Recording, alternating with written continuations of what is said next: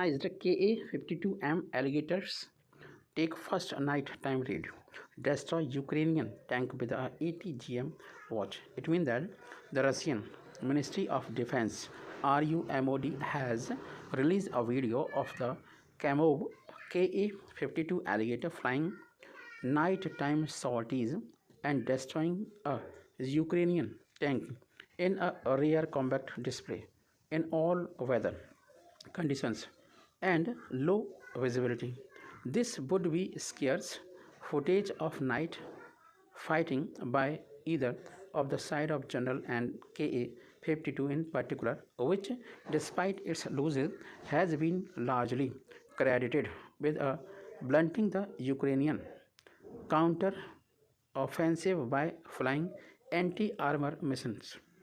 Interestingly, the RUMOD's footage is also timed with the Dubai Air Show, where the Ka-52 has been surprise addition to the static display. Russian officials report much interest for even Western countries which are curious about the helicopter's capabilities.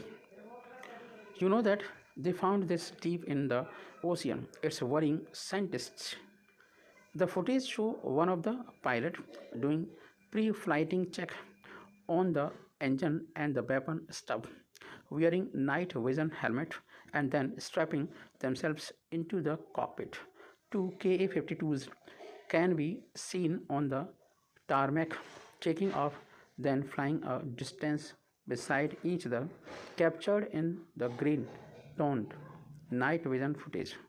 It is unknown if this helicopter providing the first person view footage is also a Ka-52 or any other helicopter. It is possible it could be Mi-8 MTPR-1 electronic warfare EW helicopter that often flies in pairs with the alligators, provide jamming the counter jamming support. A brief shot in a non-NV mode capture a pilot's pressing down on a button on the control stick. The thermal view from an electro-optical system then show an anti-tank guided missile ATGM flying toward the stationary land target, possibly a tank or an infantry fighting vehicle IFV. It is possibly a weaker ATGM and its impact on the tank caused a massive explosion. Whether the tank survived the strike is unknown, but the infernal's intensity suggests it would have been rendered severely inoperable. June to August this year had seen the Ka-52's features in dozens of RUMOD videos, launching bigger ATGM from wide 5-7 kilometer in support of ground troops in trenches and defensive line trying to prevent Ukrainian breakthrough. Modernized Ka-52 alligator.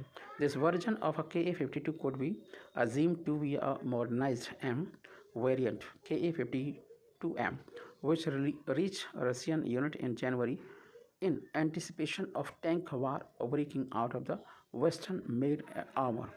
This was touched upon in a previous Euro-Asian time analysis.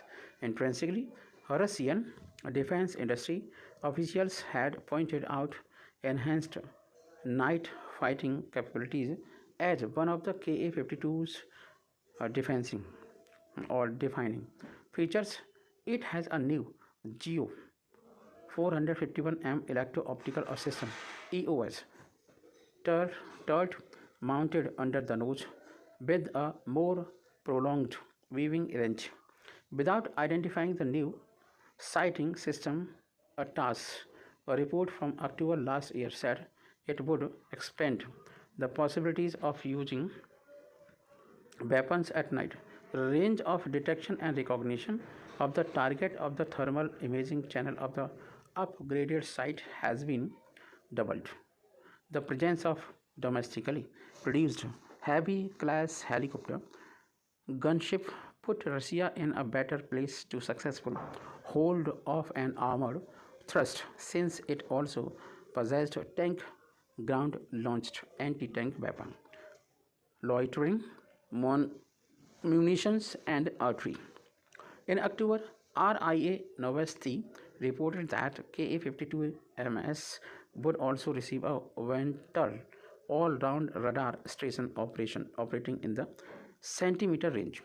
These stations will allow helicopters to detect a wide range of air and ground targets such as enemy aircraft, helicopter, UAVs, armored vehicles, artillery positions, concentrations of manpower, and other military personnel, and objects, including a high detail radio vision mode. RIA Novosti report and unmanned sources. This would allow Ka-52M to conduct all weather and round the clock reconnaissance and target designation in potential nature artificial radio interference conditions. In particular, the helicopter can detect target with a low radar contrast. Until now, the Ka-52M has been equipped with a Fajotron NIR FH-01 Air Ballet 52. Helicopters nose house a 31.5-inch mechanical radar antenna for Ka band 8 mm wavelength. However, in a significant feature has been the introduction of GOES 451M electro-optical system that enhance target designation and tracking at longer range than the older GOES 451 EOS Torrent. It also be assumed to amplify the capabilities of a 14.5 km range LMUR air to ground AGM guided missile. The missile's developer, the Yaka Terenberg based UOMZ JSC, claims a tank detection range of 9.3 miles, 15 km via TV CCD camera guidance, and 12.5 miles, 20 km using the thermal imaging view. Russia making up for the weakness in a ground nighttime warfare. So this is a very fantastic report regarding the Ukraine and Russia war. Russia nighttime aerial strikes also make up for its infantry and ground units weakens its night warfare on owing to a lack of enemy and thermal imaging equipment. A Business Insider report from June 19 noted to how Ukrainian, flushed with Western arm donations, had recorded massive tactical successes against Russian positions on the fourth line during night में red. Thank you so much, have a nice. हम सब जानते हैं कि भारत हथियारों के लिए सबसे बड़ी मंडी है, सबसे बड़ा बाज़ार है. अब जब सबसे बड़ा बाज़ार है तो कौन नहीं चाहेगा कि सबसे बड़े बाज़ार में अपने हथियारों की नुमाइश हो. तो इसी के चलते भारत के साथ मिलकर हथियार बनाने के लिए होड़ मची हुई है और अमेरिका और रूस आए दिन है ना कोई ऑफ़र देते रहते हैं. अब देखते हैं कौन कौन सी चीज़ें आजकल हो रही हैं. अमेरिका और रूस में भारत को हथियार देने की होड़ मची हुई है. यही कारण है कि दोनों देश भारत के साथ हथियार उत्पादन प्रोडक्शन की संभावनाओं को भी तलाश रहे हैं. अमेरिका ने हाल ही में भारत को स्ट्राइकर आर्मर्ड फाइटिंग व्हीकल का ऑफर दिया था. इसके बाद अब रूस के साथ लड़ाकू विमानों के हथियारों के उत्पादन पर बातचीत कर रहे हैं. रूस और अमेरिका हथियार इसलिए बनाना चाहते हैं क्योंकि भारत सबसे बड़ी मार्केट है ना हथियारों की. और जब हथियारों की मार्केट है तो इसलिए अमेरिका भारत के साथ 2+2 वार्ता करता है और रूस भी भारत के साथ 2+2 वार्ता करता है. हालांकि चाइना का भारत के साथ बॉर्डर लगता है इसलिए कॉन्फ्लिक्ट ज़्यादा है. रूस का अमेरिका के साथ कोई कॉन्फ्लिक्ट नहीं है और 1971 के युद्ध में रूस ने अमेरिका को पछाड़ दिया था. अमेरिका के बेड़े को वापस जाने पर मजबूर कर दिया था और भारत का साथ दिया था. लेकिन अब सिनेरियो धीरे धीरे चेंज होने लगा है क्योंकि रूस अब चाइना की गोदी में बैठ गया है.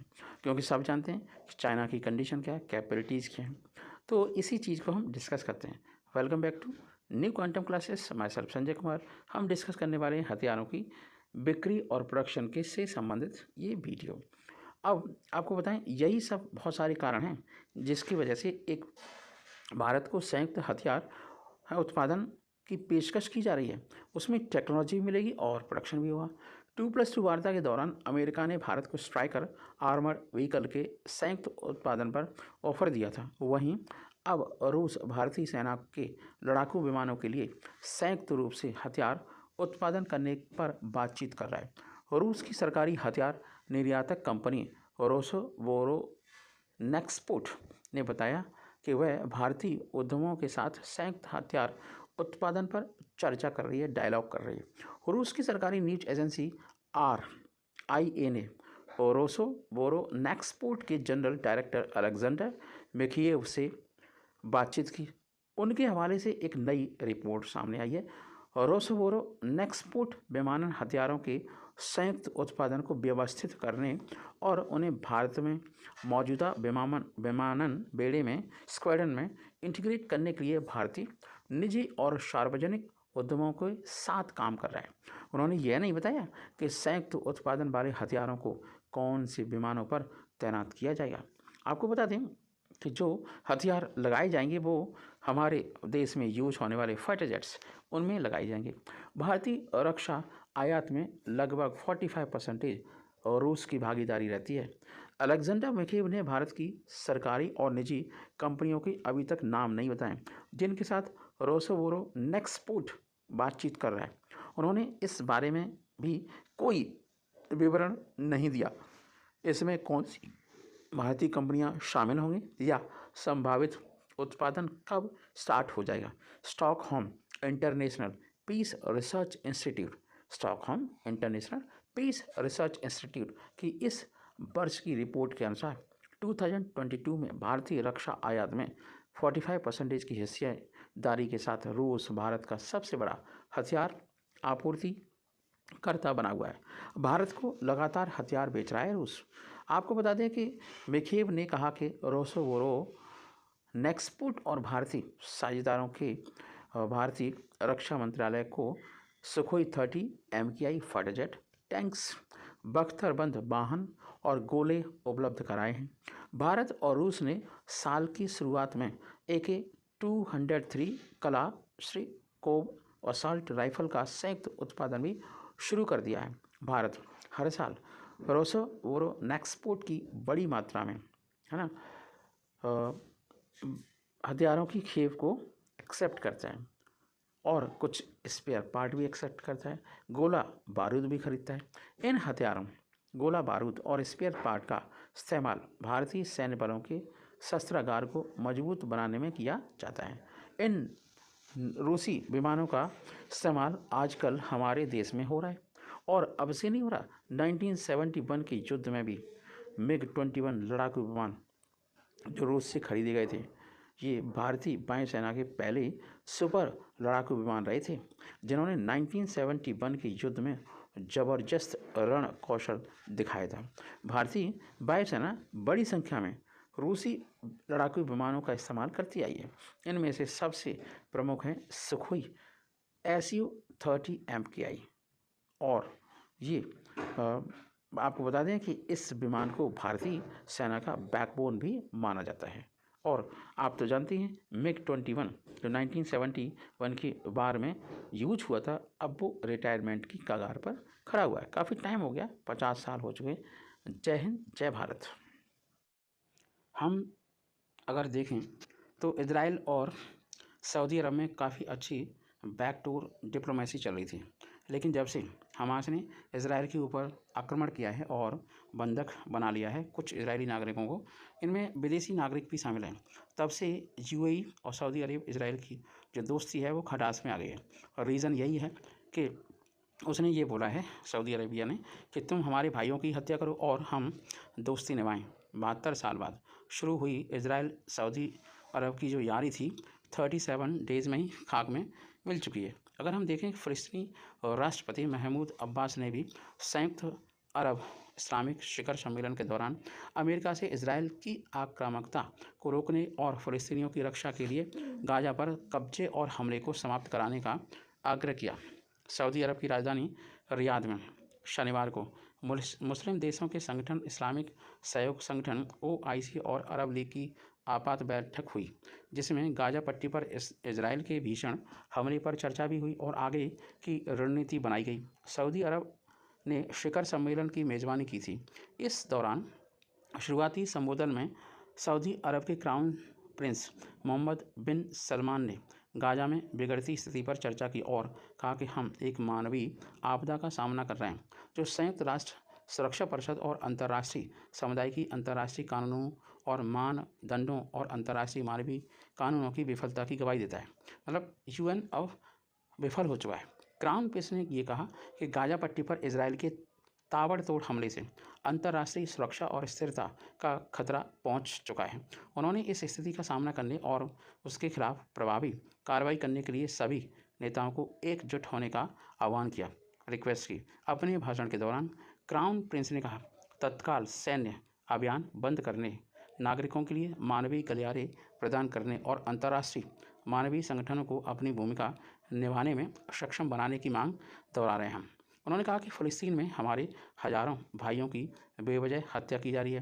उन्होंने गाज़ा में संवेदनहीन युद्ध की निंदा, जिसने अब तक लगभग 13,000 से ज़्यादा लोगों की जान ले ली है। इसमें सबसे ज़्यादा बच्चे मारे गए हैं, महिलाएं और बुजुर्ग शामिल हैं। बता दें कि हाल ही में अमेरिका की दखल से इजराइल और सऊदी अरब ने दोस्ती का हाथ बढ़ाया था। ये दोस्ती 72 सालों के बाद हो रही थी और जब दोनों देशों के बीच 16 किलोमीटर की दूरी है और अब 37 दिनों से चल रहे गाज़ा इजराइल संघर्ष में ये दोस्ती जलकर खाक हो चुकी है। फ़लस्तीनी राष्ट्रपति महमूद अब्बास ने भी संयुक्त अरब इस्लामिक शिखर सम्मेलन के दौरान अमेरिका से इजराइल की आक्रामकता को रोकने के लिए फ़लस्तीनियों की रक्षा के लिए गाज़ा पर कब्जे और हमले को समाप्त कराने का आह्वान किया। अब्बास ने इजरायली हमलों के लिए अमेरिका को जिम्मेदार ठहराया, क्योंकि दूसरी तरफ ईरान ने इस्लामिक देशों से इजराइल पर प्रतिबंध लगाने का आग्रह किया। हालांकि इजराइल फ़लस्तीन के बीच मध्यस्थता करने वाले कतर ने गाज़ा में बंधकों की रिहाई पर बातचीत करना शुरू कर दिया है। बता दें, हमास के खिलाफ शुरू किए गए इजराइल के युद्ध की वजह से सऊदी अरब, अरब लीग और इस्लामिक सहयोग संगठन के संयुक्त प्रयासों ने विश्व भर में मुस्लिम नेताओं को शिखर सम्मेलन के लिए रियाद में एक मंच पर साथ लाने में बड़ी भूमिका निभाई है। सऊदी अरब में हो रही इस बैठक में ईरान के राष्ट्रपति इब्राहिम रईसी भी पहुंचे। पिछले 11 सालों में ऐसा पहली बार हुआ है कि जब कोई ईरानी राष्ट्रपति सऊदी अरब पहुंचे। रईसी इस बैठक में फ़लस्तीनी काफिया पहनकर बैठक में पहुंचे थे।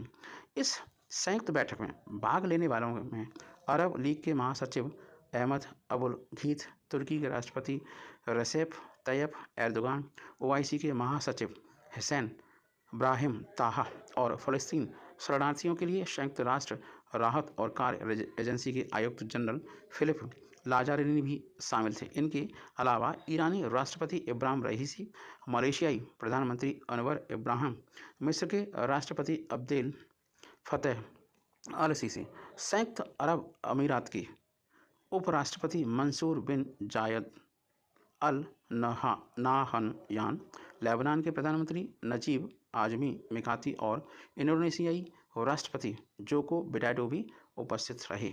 जय हिंद, जय भारत।